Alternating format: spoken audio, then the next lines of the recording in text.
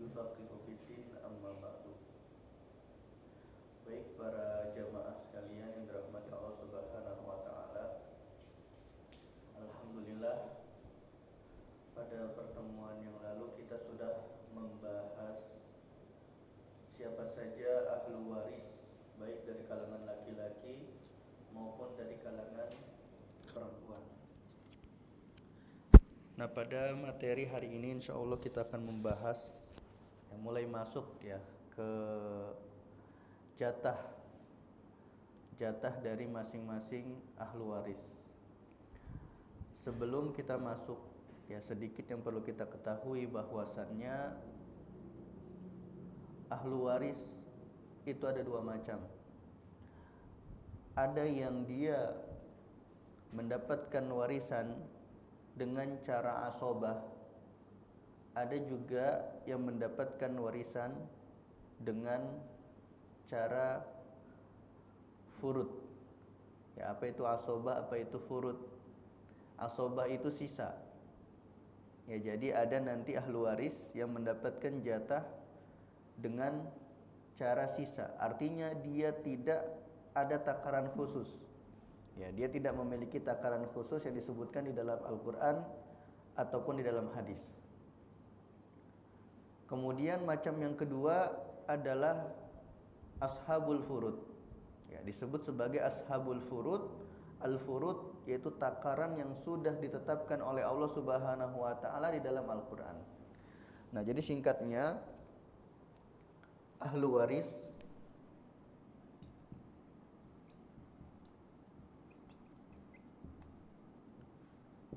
ya, ahlu waris ini ada dua macam. Agak besar ya. Ya.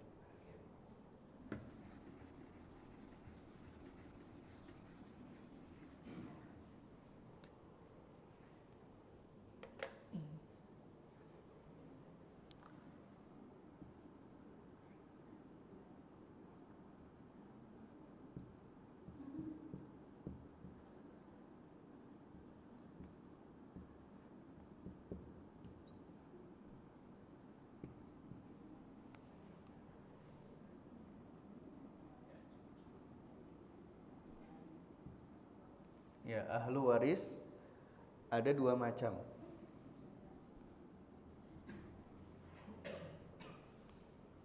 Yang pertama asobah.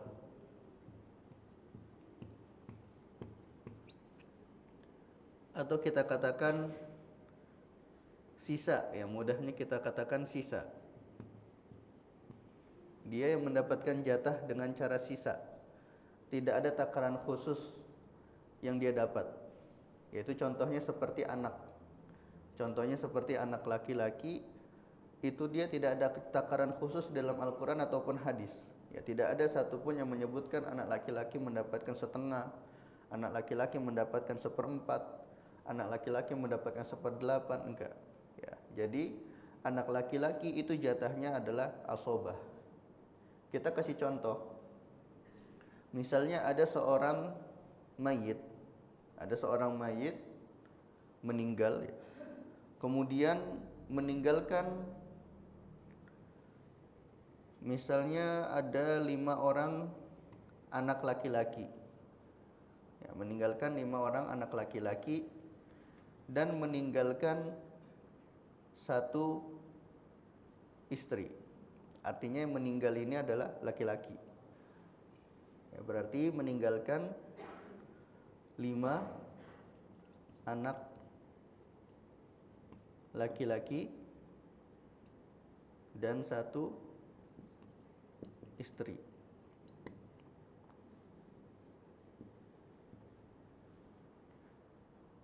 Jatah dari 5 anak laki-laki ini itu kita katakan asobah. Kita sebut dia asobah. Dia mendapatkan jatah sisa. Nah, untuk menghitung asobah itu diakhirkan sebenarnya. Ya, jadi kita tidak perlu fokus kepada jatah anak laki-laki dulu, karena dia kan jatahnya asobah, sisa. Yang kita perhatikan adalah jatahnya si istri. 1 istri dalam kasus ini itu mendapatkan jatah 1/8. Itu nanti akan kita bahas ya jatahnya. Kenapa di sini mendapatkan jatah 1/8? Alasannya karena sudah punya anak. Ya, jadi istri kalau sudah punya anak, jatahnya 1/8 dari harta warisan. Nah, maka di sini kita tahu bahwasannya jatah istri dari harta yang ditinggalkan oleh suaminya hanya 1/8. Adapun sisa dari hartanya itu dibagi 5. Ya, dibagi 5 dari anak laki-laki yang masih hidup pada saat itu. Nah, ini hanya contoh ya. Jadi yang pertama adalah asobah atau sisa.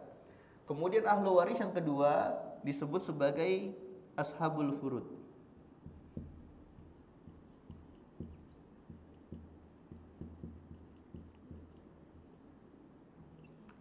Ashabul furud diambil dari kata farodo. Ya, farodo ya furudu. Farodo aslinya katanya adalah wajib. Ya, asli kata farodo artinya adalah wajib. Farodo. Kenapa dikatakan ashabul furud? Karena al-furudu al-muqaddaru fi kitabillah, yaitu takaran yang sudah diatur oleh Allah Subhanahu wa taala di dalam Al-Qur'an, itu total semuanya ada 6. Nah, jadi total jatah dari ashabul furud ini ada 6 macam.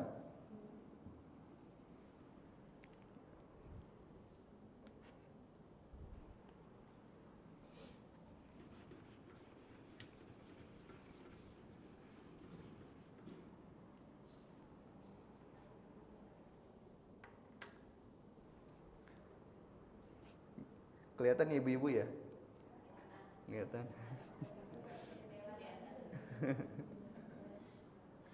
Ya. Yang pertama 1/2.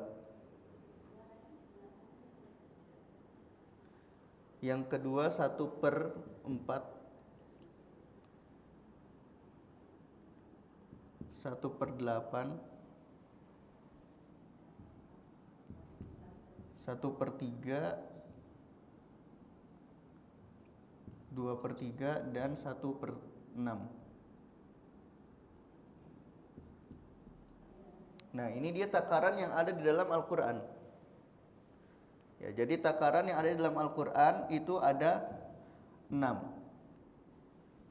Yang pertama 1/2, yang kedua 1/4, yang ketiga 1/8, yang keempat 1/3, yang kelima 2/3, dan yang keenam 1/6. Nah, atau kita bisa bagi dua nih, ada 2 kubu. Ini ada kubu yang genap, ada kubu yang ganjil. Ya, 1/2, 1/4, dan 1/8. Ini kubu yang pertama. Nah, kubu yang kedua itu 1/3, 2/3, dan 1/6.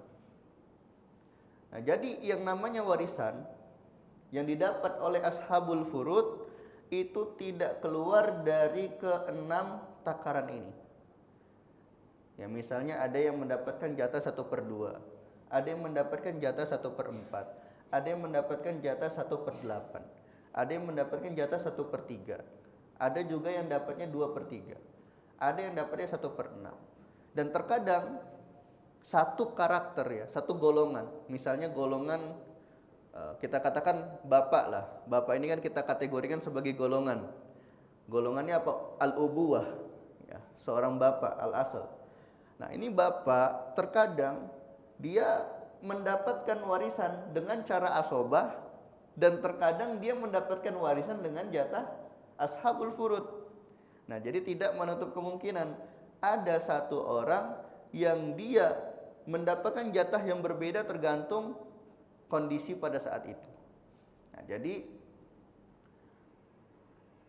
tidak ya, seseorang itu tidak mendapatkan jatah warisan yang paten. Misalnya tadi seorang istri itu mendapatkan jatah 1/8.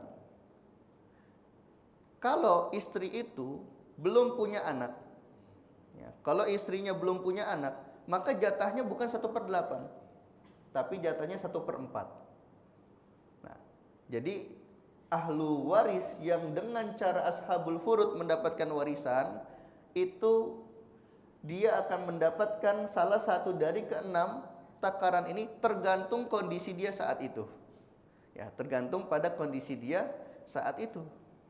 Contoh lain, nanti anak perempuan dia termasuk ahli waris yang mendapatkan warisan dengan salah satu dari takaran yang sudah ditetapkan oleh Allah ini.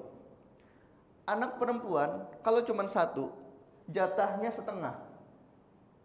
Ya, anak perempuan kalau cuma satu, dia cuma anak satu-satunya gitu ya. Kemudian nggak punya ponakan, nggak punya yang lain sebagainya, atau nggak punya cucu, ya, nggak punya anak. Nah, kalau dia satu-satunya anak perempuan yang ada di keluarga itu, maka jatah waris dari anak perempuan itu adalah setengah. Tapi nanti kalau ternyata dia ada dua orang, ada seorang mayit yang meninggalkan dua orang anak perempuan atau lebih, dua atau lebih, maka jatah anak perempuan itu nanti berubah menjadi 2/3. Ya, jadi nanti untuk takaran itu semua akan kita bahas satu persatu. Nah, ini hanya contoh, dan saya ingin menyampaikan terlebih dahulu sebelum kita masuk ke jatah dari masing-masing ahlu waris, bahwasannya warisan itu ada dua macam, ya, atau ahlu waris itu ada dua macam. Ada yang mendapatkan jatah warisan dengan cara asobah, yaitu sisa. Ada yang mendapatkan warisan dengan cara ashabul furud, atau dengan takaran yang sudah ditetapkan oleh Allah Subhanahu wa taala. Baik, kita akan membahas orang yang pertama. Yang pertama adalah suami. Ya, bisa dicatat ya. Suami. Suami dia memiliki dua jatah. Ya, suami punya dua jatah.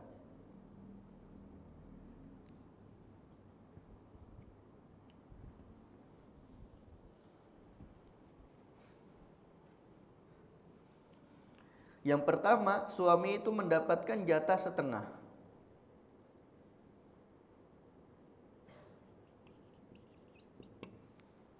Yang pertama, suami akan mendapatkan jatah setengah. Kapan suami mendapatkan jatah setengah? Suami mendapatkan jatah setengah, syaratnya belum punya anak. Ya, syaratnya belum punya anak. Baik anak kandung antara dia dengan istrinya, atau anak dari istrinya, atau anak dari dia dengan istri yang sebelumnya. Ya, pokoknya tidak punya anak. Ya, baik itu anak kandung antara dia berdua, dia dengan istrinya, atau misalnya dia menikahi seorang janda yang sudah punya anak. Nah, kalau sudah punya anak, nanti statusnya si suami itu dianggap mayit, dianggap ahlu waris, ya, dianggap ahlu waris, yang nanti si istri yang meninggal itu meninggalkan dia dengan anaknya. Maka jatah si suami itu bukan setengah, meskipun anak itu bukan anak dari dia. Ya, jadi syaratnya adalah suami mendapatkan jatah setengah dengan syarat belum ada keturunan, belum ada anak. Baik anak dia dengan istrinya, atau anak dia dengan istri sebelumnya, atau anak istrinya dari suami sebelumnya. Ya, intinya tidak punya anak. Jadi sebenarnya ya ini yang harus diketahui ya. Terkadang di masyarakat itu mentang-mentang iya, atau mentang-mentang karena saya suami, maka harta istri saya itu milik saya semuanya. Nah, itu juga banyak terjadi di masyarakat. Padahal jatah bapak itu cuman setengah gitu dari harta yang dimiliki oleh si istri. Adapun sisa dari hartanya itu diberikan kepada ahlu waris lainnya. Anak-anaknya yang masih kecil itu mendapatkan warisan, mendapatkan jatah warisan. Begitupun istri. Ya, nanti mentang-mentang ini yang meninggal suami saya, maka harta yang ditinggalkan oleh suami saya sepenuhnya milik saya. Padahal enggak. Ya, padahal syariat sudah menetapkan dan sudah menakar berapa jatah suami dan berapa jatah istri. Ya, jadi yang pertama suami dia mendapatkan jatah setengah kapan? Kalau tidak ada anak. Adapun kalau sudah punya anak, maka jatah suami berubah menjadi 1/4.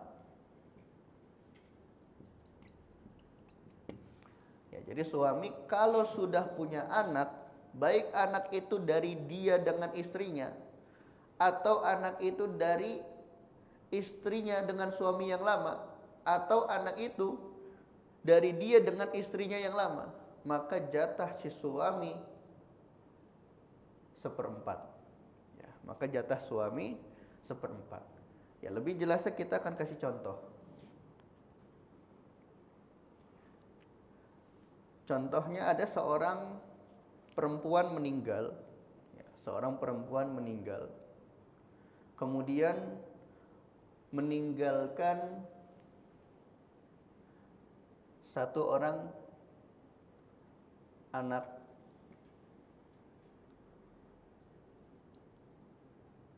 laki-laki, kemudian meninggalkan satu orang anak perempuan,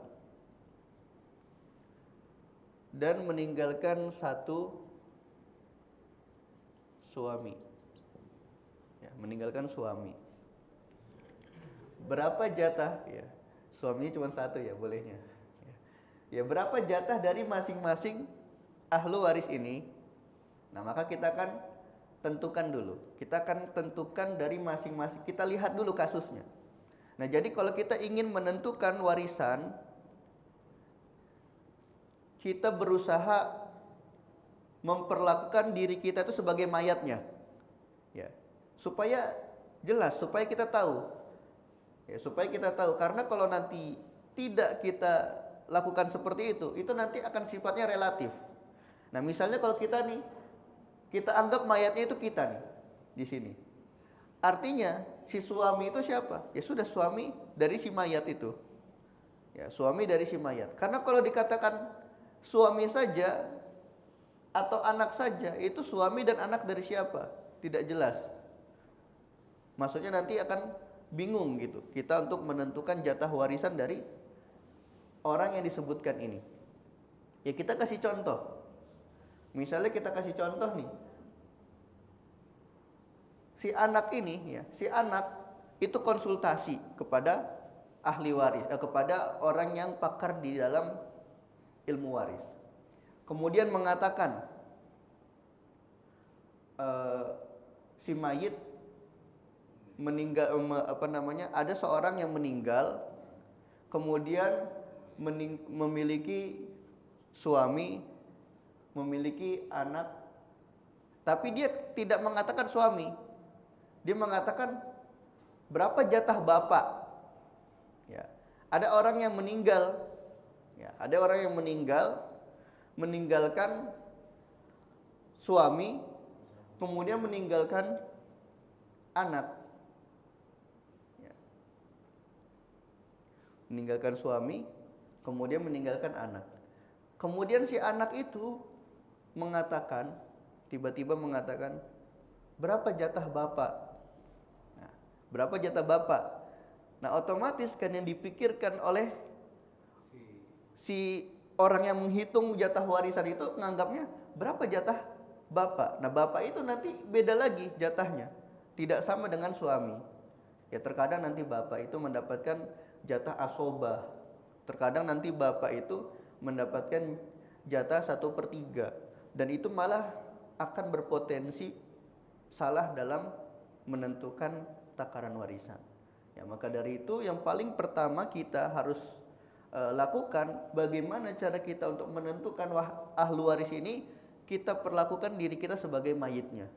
Ya, kita perlakukan diri kita sebagai mayitnya. Anggaplah mayitnya itu kita, sehingga ahlu waris itu kita lebih tahu. Ya, misalnya bapak, maksudnya bapak siapa? Oh, berarti bapak yang di sebagai usul. Atau suami. Nah, berarti suami. Berarti kita seakan-akan istrinya yang meninggal. Nah, kemudian anak, itu lebih jelas ya seperti itu. Nah, kemudian juga dalam membagi warisan itu tidak bisa jatah kamu sekian, jatah kamu sekian, jatah kamu sekian. Tapi kita kumpulin dulu semua ahlu waris yang masih hidup di zaman itu. Ya, saat si mayit meninggal, maka kita harus kumpulkan siapa saja dari mereka yang berhak mendapatkan warisan dan siapa saja yang tidak berhak mendapatkan warisan. Nah, ini kita kasih contoh, misalnya pada saat si istri itu meninggal, ada ahli warisnya selain dari yang tiga ini. Contohnya si istri masih punya paman. Ya, contohnya si istri masih punya paman. Iya, paman dari jalur laki-laki. Kemarin kita bahas ya, paman itu termasuk ahlu waris gak? Termasuk ahlu waris. Tapi karena adanya anak laki-laki di sini, maka si paman itu terhalang dari mendapatkan warisan. Ya, jadi kita kumpulin dulu tuh semua. Nah, baru kita hitung setelah itu. Nah, jadi setelah terkumpul, nah misalnya setelah si istri itu meninggal, udah kita kumpulin, oh ternyata ahlu warisnya ada satu orang suami, satu anak laki-laki, dan satu anak perempuan, kemudian ada paman. Baik, kita hitung. Ya, kemudian satu suami mendapatkan jatah berapa nih? Oh ternyata si suami udah punya anak, maka jatahnya 1/4. Kemudian anak laki-laki dan anak perempuan. Nah, jadi anak laki-laki dan anak perempuan nih, ibu-ibu dan bapak-bapak semua diingat-ingat. Kalau ada anak laki-laki dan anak perempuan, maka jatah keduanya adalah asobah. Ya. Jadi anak perempuan itu nanti diikutkan menjadi asobah. Padahal kalau nggak ada anak laki-laki, jatah anak perempuan itu harusnya setengah. Tapi karena ada anak laki-laki, maka anak laki-laki itulah yang mengasobahkan si anak perempuan. Makanya nanti di dalam pembahasan asobah itu ada 3 macam asobah. Ada asobah binafsihi, yaitu asobah dengan sendirinya. Dia mendapatkan sisa dengan sendirinya tanpa diiringi dengan ahli waris lain. Yaitu contohnya anak laki-laki dan bapak. Kemudian yang kedua, ada asobah ma'al goir. Ya, asobah bersama dengan ahli waris lain. Contohnya seperti sekarang ini, anak perempuan kalau dia disandingkan dengan anak laki-laki. Kemudian saudari perempuan kalau disandingkan dengan saudara laki-laki. Begitupun saudari sebapak kalau disandingkan dengan saudara sebapak. Nah, itu dia asobah ma'al goir. Dan yang ketiga ada asobah lil goir. Itu nanti ada pembahasannya. Ya, contohnya kalau ada istilahnya antara sepupu perempuan dengan bibinya. Nah, ini nanti yang menjadikan asobah bil goir. Dan itu nanti akan kita bahas pada bab asobah. Ya, ala kulli hal kaidah mudahnya kalau ada anak laki-laki bertemu dengan anak perempuan nih dalam satu permasalahan waris, maka anak perempuan dan anak laki-laki itu kita hukumi asobah. Nah, di sini kita hukumi asobah. Berarti kita tulis satu anak laki, kemudian satu anak perempuan. Nah, kemudian yang paling terakhir ada paman. Nah, paman itu dia kita kasih rumus M atau mim. Ya, kalau di dalam dunia perhitungan warisan, mim itu tanda mahjub. Mahjub itu artinya terhalangi. Ya, hajaba yahjibu atau hajaba yahjubu.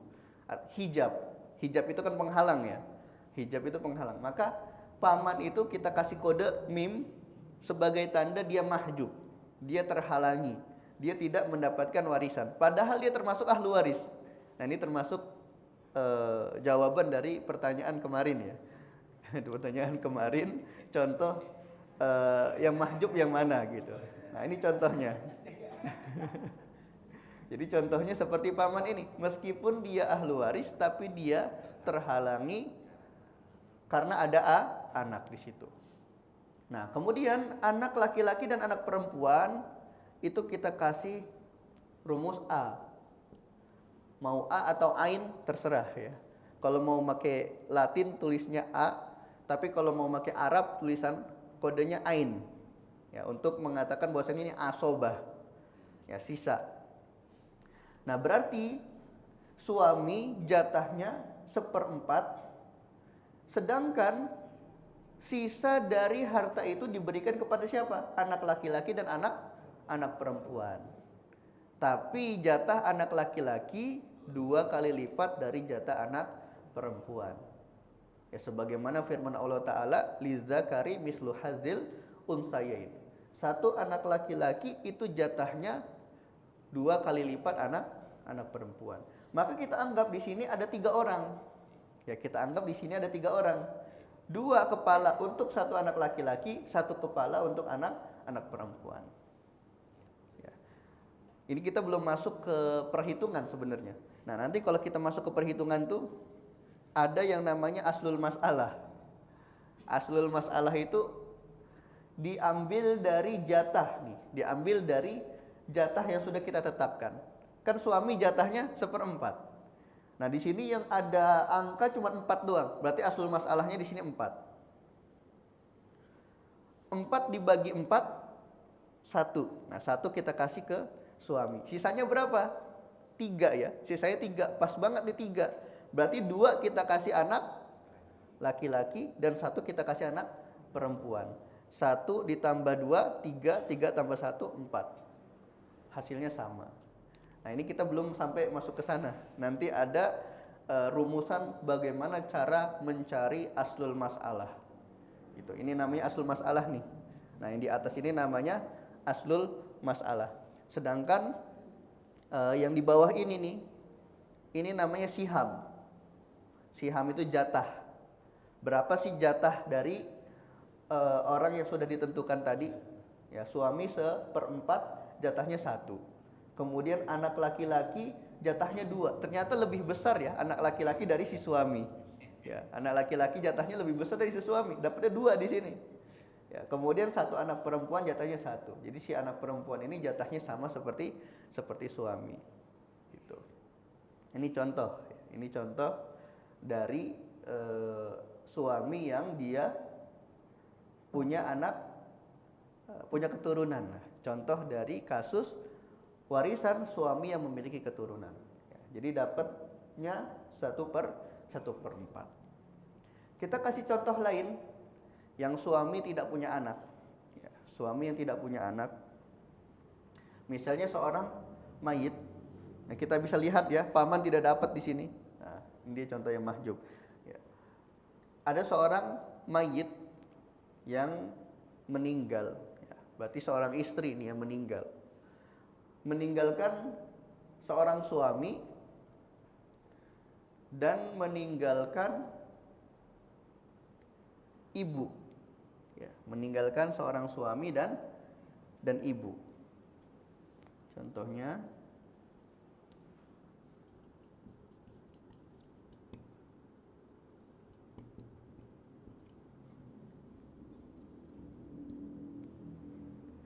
nah, jadi setelah dikumpulkan semua ahlu warisnya, ternyata yang tersisa hanya suami dan ibu. Ya, hanya suami dan ibu. Berapa jatah suami di sini dan berapa jatah ibu? Jatah suami di sini 1/2. Kenapa? Kenapa jatahnya 1/2, Bu? Karena tidak ada anak. Karena tidak ada anak, maka jatah suami 1/2. Sedangkan ibunya di sini dapatnya jatahnya 1/3. Itu nanti akan kita bahas pada jatah ibu. Ya, sekarang kita masih fokus ke jatah suami. Nah, kemudian ini langsung saja saya katakan ini 6. Kemudian 6 dibagi 2, 3. Kemudian 6 dibagi 3, 2. Nah, karena di sini mengalami kekurangan ya. Ketika di total 3 ditambah 2 itu nanti ada permasalahan khusus. Ya. Nanti kalau seandainya siham dengan asal masalahnya itu mengalami perubahan, perbedaan, entah itu kurang atau kelebihan, itu nanti masuk dalam masalah aul dan rod, akan kita bahas pada kasusnya. Ya, pada permasalahannya. Karena fokus kita hari ini masih ngebahas jatahnya dulu. Berapa sih jatah dari masing-masing ahlu waris? Ya, ahlu waris yang pertama yang kita bahas adalah suami. Dia mendapatkan jatah setengah apabila tidak ada keturunan. Yang kedua, dia mendapatkan jatah 1/4 apabila dia punya keturunan. Nah, ini masalah suami sudah selesai. Ya, jatah suami sudah selesai. Jadi suami itu cuma punya 2 jatah, 1/2 dan 1/4. Ada yang ditanyakan mungkin?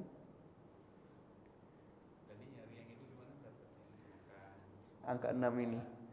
Itu nanti ada rumusannya, Pak. Karena iya, karena beda apa ya namanya. Makanya tadi saya katakan ada 2 kubu ya. Ada 2 kubu, yaitu kubu 1/2, 1/4 dan 1/8, dan ada kubu yang kedua 1/3, 2/3 dan 1/6. Kita memahami 2 kubu ini itu yang menentukan nanti kita dapat mencari aslul masalah. Ya, makanya yang pertama diingat-ingat dulu nih. Ya, ada 2 kubu, kubunya 1/2 itu ya berarti kelipatan genap gitu ya. 1/2, 1/4 dan 1/8.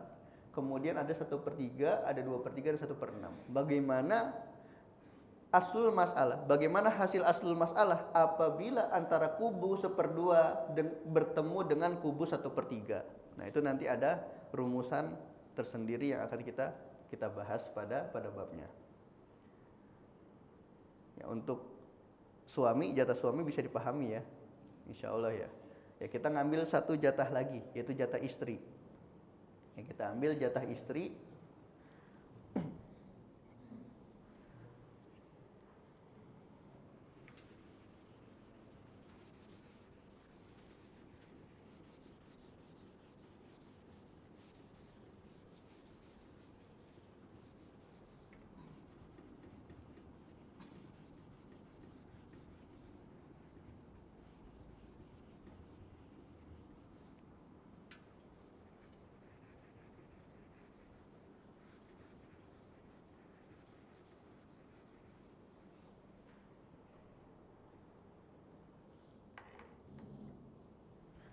Baik, sebagaimana suami jatahnya cuma 2, begitupun istri jatahnya hanya ada 2.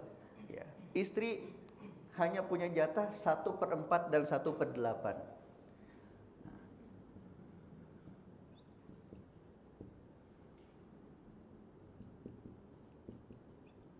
Ya, jadi istri cuma punya 2 jatah. Kalau enggak 1/4, 1/8.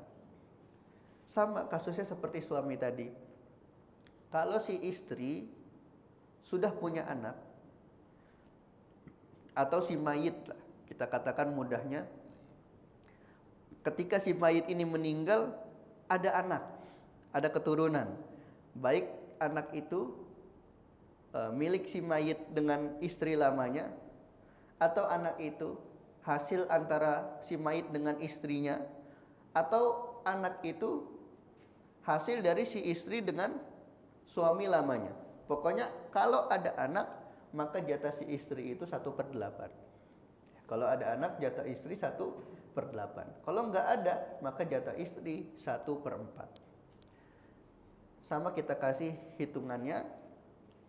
Contoh, ada seorang mayit, yaitu meninggalkan 1 orang istri kemudian satu anak, kita ganti contohnya misalnya 2 anak perempuan. Ya. Jadi ahlu warisnya cuma ada 2 nih, istri dan 2 anak perempuan. Nah, maka cara ngitungnya seperti apa?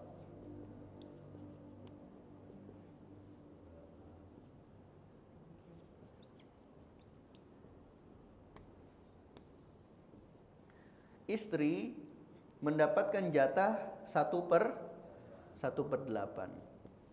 Alasannya kenapa? Karena ada anak atau ada keturunan. Ya, ada anak atau ada keturunan. Nah, anak ini terserah mau dia anak, cucu, cucunya cucu terus sampai ke bawah. Pokoknya kalau ada keturunan ke bawah, maka istri dan suami tadi itu dia mendapatkan jatah anak, ya, mendapatkan jatah kalau dia punya anak. Ya, jadi istri mendapatkan jatah 1/8 karena di sini ada 2 anak perempuan. Jatah 2 anak perempuannya itu 2/3. Ya, jatah anak perempuannya itu 2/3. Maka nanti di sini asal masalahnya 24. Ya, nanti tinggal dihitung. Gitu ya. Tinggal dibagi 24 dibagi 8, kemudian 24 dibagi 3. Nah, ini hasil dari pembagian tersebut nanti tinggal dikasih ke jatah yang ada di sini. Karena kita belum sampai ke sana, maka tidak kita bahas aslul masalahnya. Sama seperti tadi pada kasusnya suami.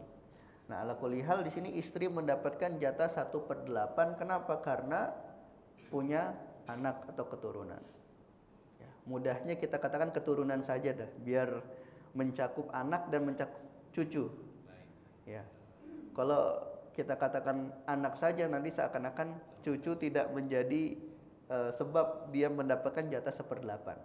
Ya, jadi bisa diganti.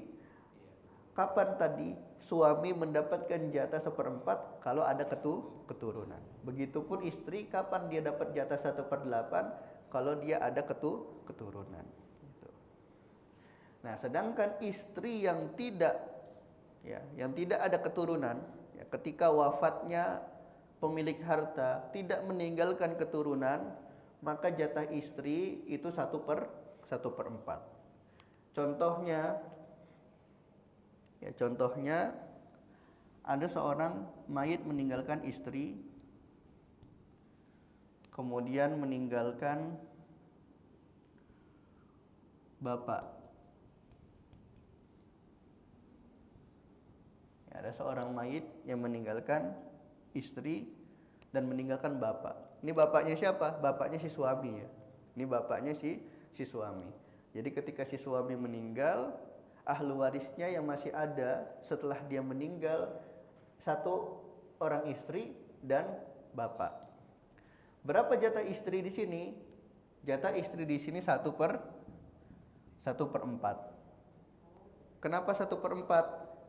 Karena tidak ada keturunan. Ya. Kemudian berapa jatah bapak di sini? Bapak jatahnya asobah, sisa. Ya, jadi nanti sisa hartanya itu diberikan kepada bapak. Nah, contohnya di sini aslul masalahnya berarti 4 karena tinggal 4 doang yang ada di sini. 4 dibagi 4 jawabannya 1. Maka 3-nya dikasih ke bapak.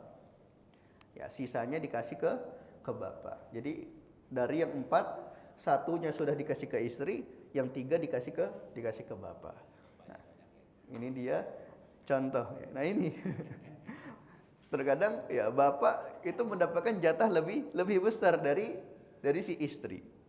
Ya, dan sayangnya yang terjadi di masyarakat justru sebaliknya. Ya, bapak nggak dapat apa-apa. Harta warisan, harta peninggalan si suami semua dikuasain istrinya. Ini yang meninggal suami saya, maka harta ini semuanya milik saya. Padahal kalau kita melihat dari sisi syar'inya, bapak si suami punya hak atas harta peninggalan anaknya. Nah, ini dari kasus ini kita bisa lihat nih, bapak mendapatkan jatah lebih besar daripada si istri. Ya, meskipun istri dapat seperempat, tapi tetap bapak lebih besar di sini. Tapi patokan ini, jatah ini itu tidak paten ya, tidak kokoh, tidak baku.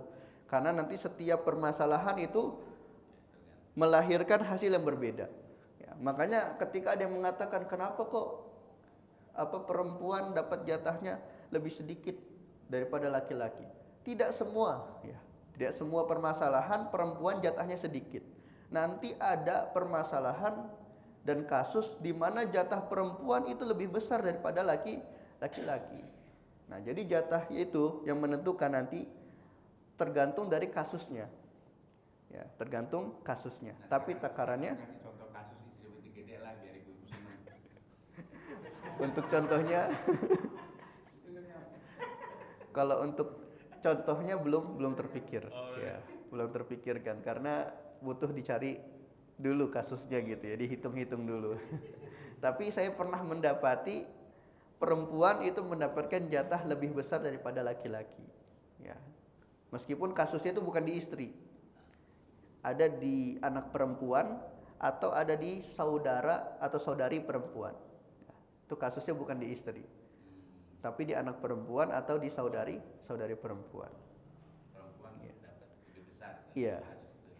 Jadi perempuan mendapatkan jatah lebih besar dari laki-laki dan ini yang membantah pemikiran feminisme yang ingin mencetarakan antara laki-laki dengan perempuan, kemudian menganggap bahwasanya syariat itu tidak adil terhadap perempuan, padahal semua ketetapan Allah Subhanahu wa taala itu adalah ketetapan yang seadil-adilnya ya, tidak ada yang lebih adil kecuali ketetapan yang sudah ditetapkan oleh Allah Subhanahu wa taala. Ya, di balik ketetapan itu pasti ada hikmah. Ya, kita cukup sami'na wa ata'na. Yang namanya Islam pasrah. Ya, Islam itu kata aslinya adalah pasrah. Maka kita pasrahkan diri kita semua pada Allah Subhanahu wa taala. Ya, jadi materi kita pada pagi hari ini membahas dua ahli waris, yang pertama suami dan yang kedua istri. Jatah suami ada dua. Yang pertama setengah, syaratnya tidak ada keturunan. Yang kedua seperempat, syaratnya jika ada keturunan. Kemudian ahli waris yang kedua juga ada dua, yaitu istri memiliki dua jatah, seperempat dan 1/8. Istri mendapatkan 1/8 dengan syarat tidak ada keturunan. Adapun kalau ada keturunan, maka jatah istri berubah menjadi 1/8. Ya, bisa dipahami di sini ya. Ya mungkin materi kita cukup sampai sini dulu ya, karena sudah siang tampaknya. Barangkali ada yang ingin ditanyakan, tafadholu ya, silahkan, boleh dipertanyakan. Masih 5:30 sih. Oh, masih 5:30 ya? Iya, karena memang cerah ya.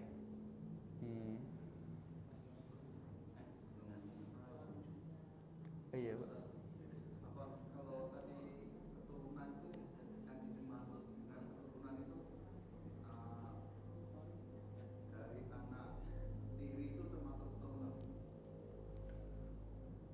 Anak tiri, contohnya gimana? Contohnya suami nikah punya perempuannya punya anak. Iya. Bawaan Dari si istri, iya. apa itu dia? Iya, dianggap keturunan juga.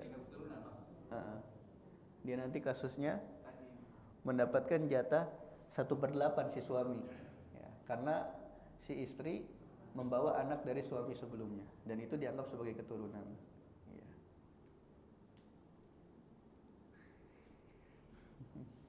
Ibu-ibu ada nanya nggak? Mumpung di atas. Hah? Oh, sebentar. Iya.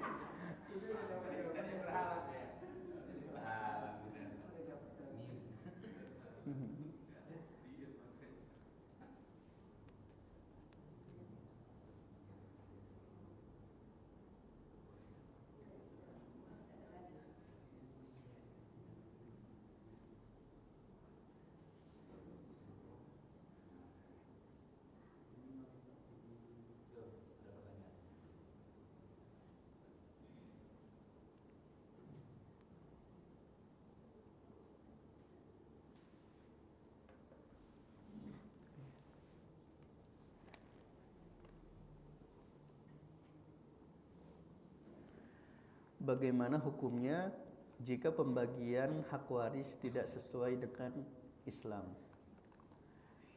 Ya, hukumnya Zolim. yang pertama dia meyakini atau tidak akan ketetapan yang sudah Allah Subhanahu wa taala tetapkan di dalam Al-Qur'an. Kalau dia meyakini dan dia mengingkari apa yang sudah Allah Subhanahu wa taala tetapkan di dalam Al-Qur'an, dia bisa sampai derajat kekufuran. Bisa sampai derajat kekufuran. Waliyadzubillah. Karena apa? Dia sudah mengingkari apa yang sudah Allah Subhanahu wa taala tetapkan bagi umatnya. Ini yang pertama. Yang kedua, kalau seandainya dia meyakini bahwasannya ketetapan yang sudah Allah tetapkan itu ada dan dia menerima, tapi dia tidak bisa menerapkannya karena kondisi keluarga. Ya, tidak semua keluarganya paham. Kalau seandainya dia ingin membagi warisan sesuai dengan takaran syar'i, akan menimbulkan perpecahan di antara keluarganya. Maka solusi yang bisa dilakukan saling ridho. Ya, solusi yang dilakukan adalah tarodi bainahum, saling ridho antara mereka. Khususnya meminta keridhoan ahlu waris yang mendapatkan jatah lebih besar. Misalnya anak laki-laki, jatah anak laki-laki itu lebih besar daripada jatah anak perempuan. Jadi kalau misalnya ingin membagi rata warisan, itu yang harus dimintai keridhoannya adalah ahlu waris yang jatahnya lebih besar. Kalau ahlu waris yang jatahnya lebih besar tidak ridho, maka tidak boleh. Ya, contohnya ya, misalnya ada seorang mayit meninggalkan 5 orang anak laki-laki dan 5 orang anak perempuan. Kemudian salah seorang anak perempuan, dia sudah mengerti jatah warisan yang sudah disebutkan di dalam Al-Quran. Dan dia berpikir, ya, dia sangat mengenal tentang keluarganya. Kalau dia memaksa untuk menerapkan apa yang sudah disebutkan di dalam Al-Quran, justru malah menimbulkan perpecahan, maka bagi dia harus menjadi penengah. Kan tadi pengennya dibagi rata, ya, pengennya dibagi rata. Dia harus menyebutkan terlebih dahulu jatah dari masing-masing ahlu waris. Dia mengatakan nih, jatah anak laki-laki 2 kali lipat daripada jatah anak perempuan. Bagaimana? Nih kaum laki-laki gimana? Nih kakak-kakaknya atau saudara-saudaranya yang laki-laki kira-kira ridho enggak kalau harta warisan ini dibagi rata? Kalau harta warisannya dibagi rata mereka ridho, ya sudah, tidak masalah untuk dibagi rata dengan syarat betul-betul ridho. Karena kan takaran warisan ini, ya, takaran warisan kenapa sudah ditetapkan oleh Allah untuk mengeluarkan seorang hamba itu dari kezaliman, mengeluarkan seorang hamba itu dari memakan hak orang lain. Ya, jadi masing-masing dari harta peninggalan itu sudah punya haknya. Ya, seorang anak laki-laki jatahnya 2 kali lipat. Nah, ini jatahnya si anak laki-laki. Anak perempuan jatahnya sekian. Itu sudah ada haknya masing-masing. Sehingga kalau dibagi rata, ada kemungkinan hak dari si anak laki-laki itu dimakan oleh si anak perempuan. Dan itu dianggap memakan harta yang bukan miliknya. Ya, sedangkan larangan dalam Al-Quran, wala ta'kulu amwalakum bainakum bil batil. Janganlah kalian memakan harta kalian di antara kalian itu dengan cara yang batil. Contoh memakan harta yang batil itu tidak cuma dengan cara mencuri. Ya, tidak hanya karena gosok, tapi bisa juga disebabkan karena pembagian warisan yang tidak sesuai dengan syariat. Ya, maka dari itu hukum asalnya membagi warisan tidak sesuai dengan syariat adalah sebagai bentuk kezoliman. Ya, pada asalnya membagi warisan tidak sesuai syariat adalah bentuk kezoliman karena ada unsur memakan hak orang lain, ya, memakan harta yang bukan haknya dia. Adapun pada kasus-kasus yang tadi sudah kita sebutkan, lid-darurah, ya, kondisi darurat, para ulama mengatakan ad-daruratu tubihul mahdzura. Kondisi darurat memperbolehkan sesuatu yang diharamkan. Ya. Pada asalnya kita nggak boleh nih membagi warisan secara rata, tapi kondisi daruratnya supaya tidak terjadi perpecahan. Karena kan yang namanya Islam itu kan makosidnya, tujuan Islam itu kan maslahah. Ya. Ada sebuah kaidah juga, darul mafasid muqaddamu ala jalbi al-masalih. Maslahatnya itu membagi warisan sesuai dengan syariat gak? Tapi menolak atau membatasi terjadinya mafsadat itu lebih diutamakan dari mengerjakan yang maslahat. Ya, darul mafasid, menahan atau membentengi mafsadat, kerusakan, muqaddamun itu lebih diutamakan ala jalbil masalih daripada melakukan maslahat. Maslahatnya membagi sesuai dengan syariat. Tapi ternyata kalau dibagi sesuai dengan syariat terjadi perpecahan, maka kita darul mafasid. Kita cegah perpecahan itu. Ya sudah kita bagi sesuai dengan keriduan. Ya, kita bagi rata sesuai dengan keriduan. Nah, kalau kondisi yang seperti ini itu tidak masalah. Tapi kalau dari asalnya sudah mengingkari pembagian ini, itu bisa sampai kekufuran. Gitu ya, ibu-ibu ya. Dan bapak-bapak sekalian, jadi kekufuran itu kapan terjadi? Kalau dia sampai ingkar. Ya, kalau sampai ingkar itu dia bisa kufur karena sama saja dia mengingkari firman Allah Ta'ala. Dia dianggap mengingkari ketetapan Allah Subhanahu wa Ta'ala. Tapi kalau tidak mengingkari, dia berpindah dari kondisi yang seharusnya menjadi kondisi lain dalam kondisi darurat, itu diperbolehkan. Ya, Allahu a'lam bishawab. Ya, ada lagi yang ingin ditanyakan? Lanjut Ustaz, terkait dengan maslahat tadi ya. Kan kadang-kala pada waktu salah satu dari pasangan meninggal itu keturunan masih pada kecil ya. Iya.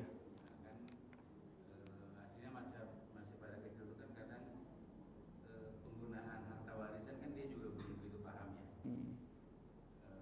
Kemudian ditunda, pembagian warisan itu ditunda sampai dengan kemudian hak yang memiliki hak waris itu sudah Dewasa. cukup gitu ya. Tapi pada kondisi menunggu besar, salah satu pemilik hak waris kemudian meninggal. Ya kan, meninggal padahal harusnya kan terbagi dulu tuh. Ya kan, tapi karena nunggu besar, ya mungkin sekitar 10 tahun ke depan baru mau dibagi.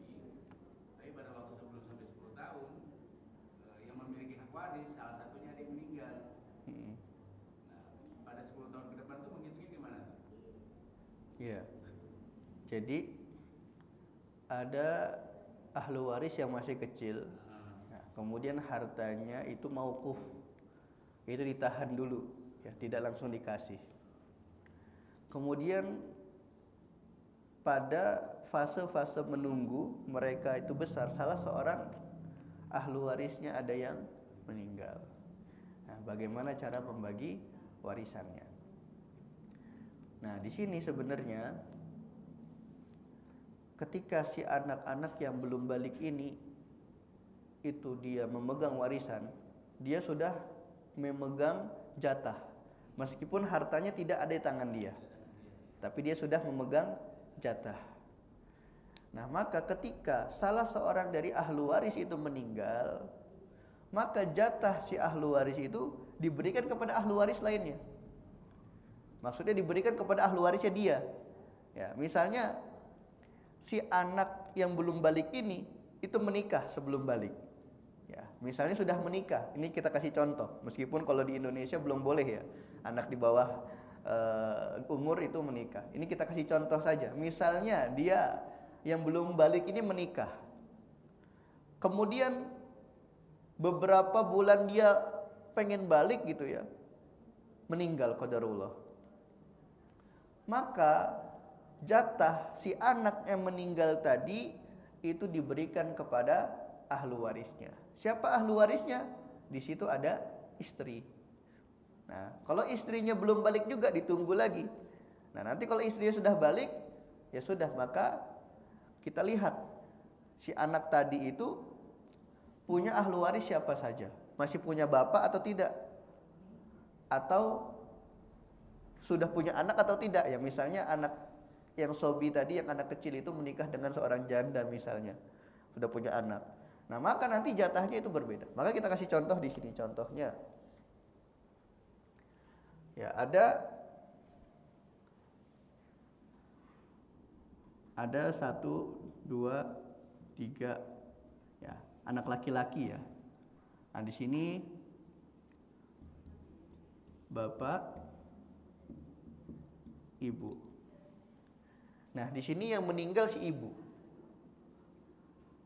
Ya, meninggal si ibu. Meninggalkan harta dan meninggalkan ahlu waris, bapak dan 3 orang anak laki-laki. Nah, ini 3-tiganya ini anak laki-laki nih.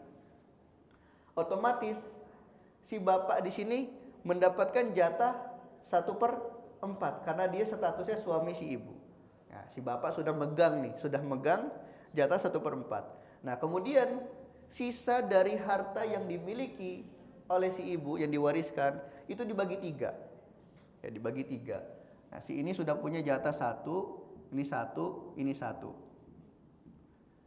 Dan qadarullah anak yang ketiga ini meninggal.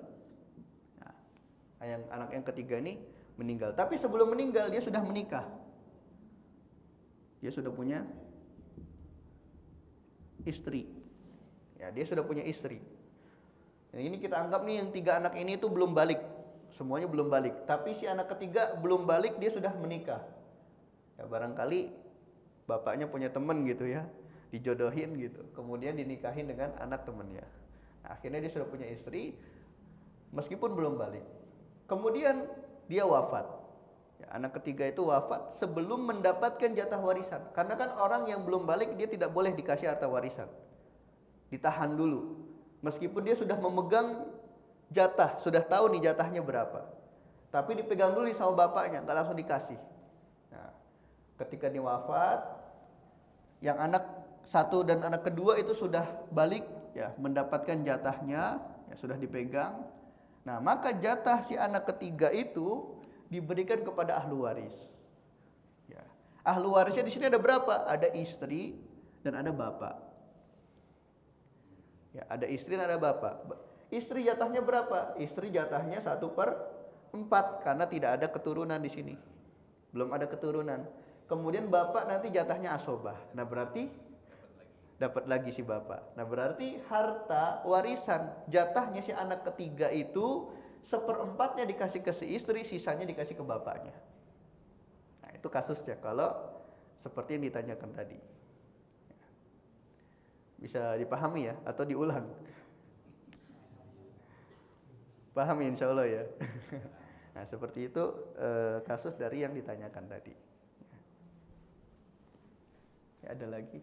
Tanyakan.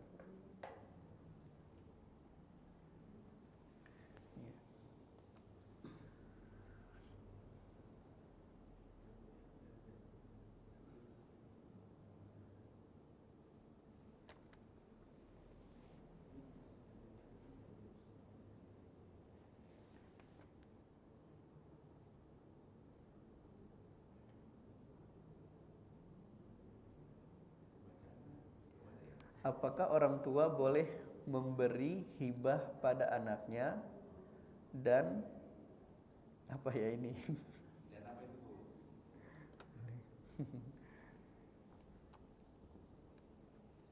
Dan bagaimana antara memberi hibah pada anak bila hibahnya berupa tanah? Oh, Sama di belakangnya ada. di belakang ada lagi. Jika si mayit meninggalkan 300 meter 300 m 300 meter tanah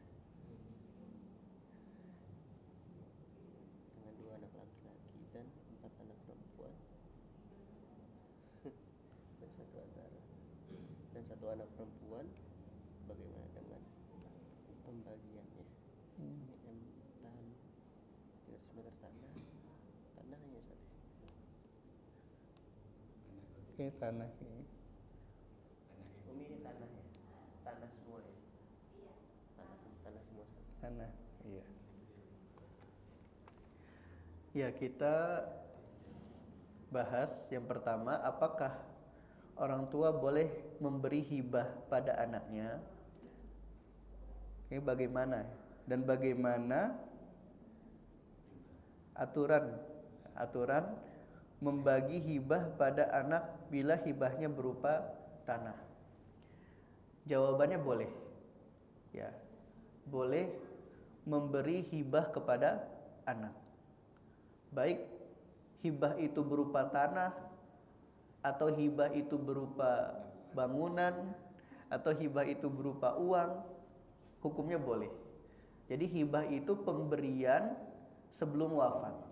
Ya, pemberian yang diberikan oleh pemilik harta sebelum wafat itu namanya hibah. Lalu bagaimana aturan dan ketentuan hibah di dalam Islam? Aturan dan ketentuan hibah itu apabila dia punya lebih dari satu anak harus membagi secara adil.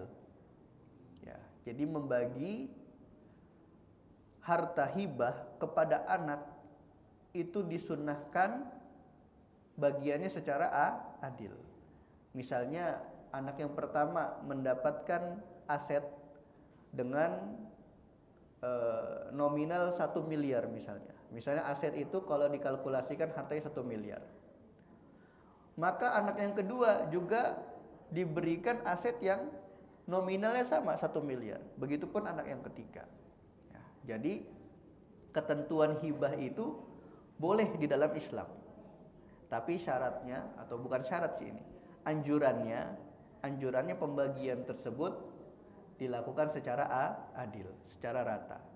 Ya, ini karena hibah tidak sama dengan warisan. Ya, tidak dibedakan antara anak laki-laki dengan anak perempuan.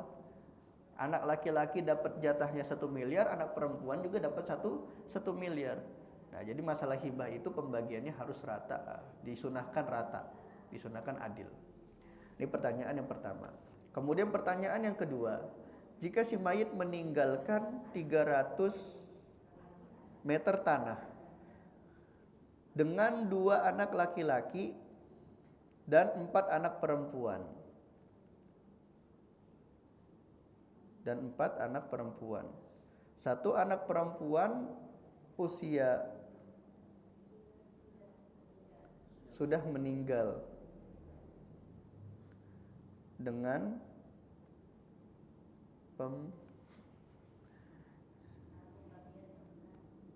cara pembagiannya ya. Bagaimana cara pembagiannya? Ini 300 meter tanah atau uang, Ibu? Tanah ya, 300 meter. Nah, jadi membagi tanah itu memang agak sulit. Ya, membagi tanah itu agak sulit. Kenapa? Karena setiap lokasi itu punya harga yang berbeda. Ya, misalnya kalau kita mau bagi nih, anak ini di depan, ya. Misal kita kasih contoh, tanah yang 300 meter. Ya, ini 300 meter. Kemudian ini jalan utama nih. Nah, ini jalan utama. Otomatis area yang dekat dengan jalan utama itu harganya lebih mahal daripada yang di belakang. Nah, ini belakang ini istilahnya jalan buntu misalnya, yang sulit untuk dilewatin. Misal kalau kita mau ngebagi, ini totalnya ada berapa anak tadi? 2 anak laki-laki dan 4 anak perempuan. Berarti ada 6. Oh, yang satu meninggal. Kita hitung dulu. Itu meninggalnya kapan, Bu? Meninggalnya setelah wafat pemilik harta atau sebelum wafat pemilik harta? Setelah wafat berarti ya. Nah, kalau setelah wafat berarti masih mendapatkan harta warisan. Nah, berarti di sini kita bagi 8 ya. Karena anak laki-laki jatahnya 2. Nah, ini yang 300 meter ini kita bagi 8.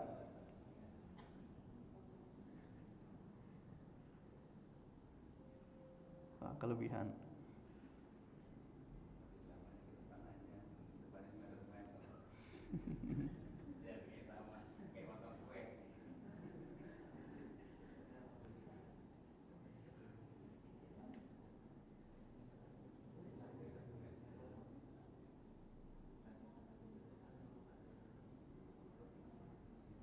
Ya, ini ada 8. Ada 8 petak. Ya, yang 300 itu kita bagi 8 petak. Anak perempuan, masing-masing anak perempuan mendapatkan jatah satu petak. Ya, masing-masing anak perempuan mendapatkan jatah 1 petak. Dan masing-masing anak laki-laki mendapatkan jatah 2 petak. Tapi yang jadi masalah di sini total harganya. Ya, masalah harga di sini berbeda. Misalnya nih anak laki-laki dua-duanya ngambil bagian depan semua nih. Ya. Misalnya, iya karena berkuasa misalnya. Ya. Ini anak laki-laki pertama, nah, 2 petak. Anak laki-laki kedua, 2 petak. Nah, sisanya anak perempuan di belakang semua. Nah, ini tentu tidak adil pembagian seperti ini. Ya, pembagian seperti ini tidak adil. Karena apa? Kalau ditaksir nanti jatah anak laki-laki yang dia lokasinya lebih dekat dengan jalan, harganya lebih mahal daripada yang di belakang. Maka dari itu kondisi seperti ini, kalau kondisi seperti ini ya, tapi kalau kondisinya memang ditaksir harganya sama, itu boleh dibagi sesuai dengan petakan ini. Tapi kalau kondisi seperti ini betul-betul di pinggir jalan, maka afdolnya dijual. Afdolnya dijual. Kemudian hasil penjualan tanah itu dibagi 8. Hasil penjualan tanah itu dibagi 8. Ya, nanti anak laki-laki masing-masing mendapatkan 2, sisanya anak perempuan 1. Kemudian anak perempuan yang sudah meninggal tetap dapat gak? Tetap dapat. Dikasih kepada siapa? Ahlu warisnya dia. Gak punya anak, suaminya ada atau tidak? Gak punya suami, bapaknya ada atau tidak? Tidak punya bapak, lihat ada saudaranya. Ya, saudara dan saudarinya tetap mendapatkan jatah warisan. Ya, jadi nanti akan dikembalikan kepada ahlu warisnya. Jadi seperti itu, Bu. Ya, ada lagi yang ingin ditanyakan?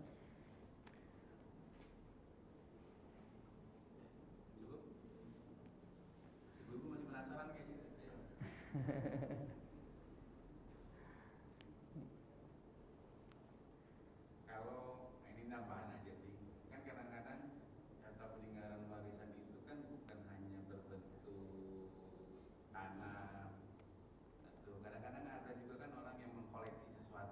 Atau barang-barang berharga kan ada. Tapi itu juga dalam hitungan harta warisan seperti itu. Iya, termasuk harta warisan. Bahkan asuransi pun, ya asuransi yang setiap bulannya dibayar oleh seorang suami atau seorang karyawan, nanti ketika wafat itu kan mendapatkan jatahnya ya. Ya misalnya BPJS atau jam sostek itu yang dibayar setiap bulannya. Nah, nominal yang diberikan oleh perusahaan itu kepada keluarga mayit itu statusnya warisan. Ya.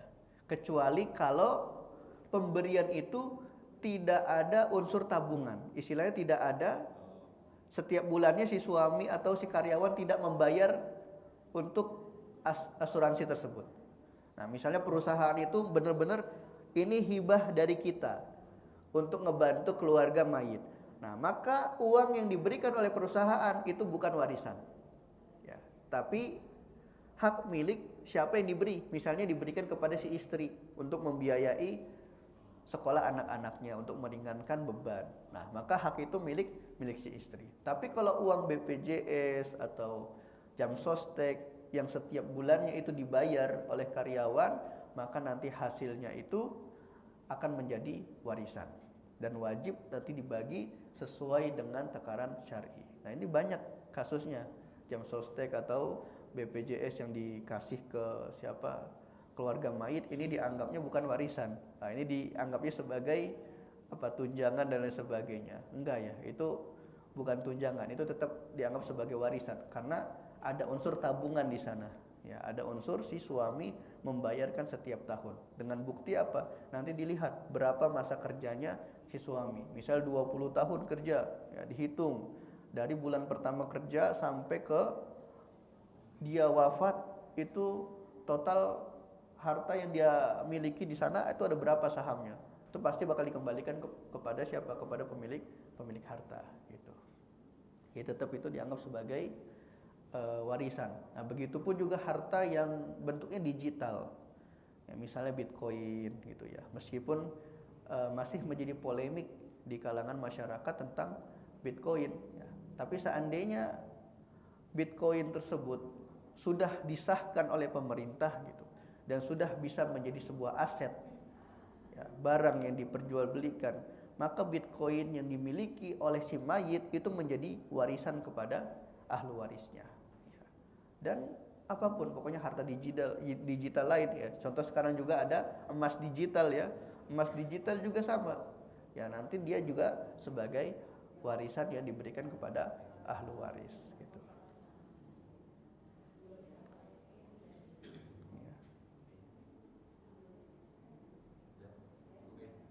Cukup ya, ibu-ibu cukup ya. Ibu diskusi sendiri.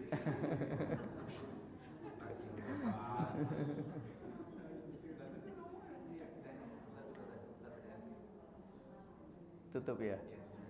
Ya, baik, semoga bermanfaat. Insya Allah akan kita lanjut pada pertemuan yang akan datang. Kita akhiri majelis pada pagi hari ini dengan hamdalah alhamdulillahirabbil alamin dan doa kafaratul majelis, subhanakallahumma wa bihamdika asyhadu an la ilaha illa anta astaghfiruka wa atubu ilaik. Wal asri innal insana lafi khusr illa allazina amanu wa amilus solihati wa tawassaw bil haqqi wa tawassaw bis sabr. Selebihnya saya kembalikan kepada MC. Tafadhal. Assalamualaikum warahmatullahi wabarakatuh.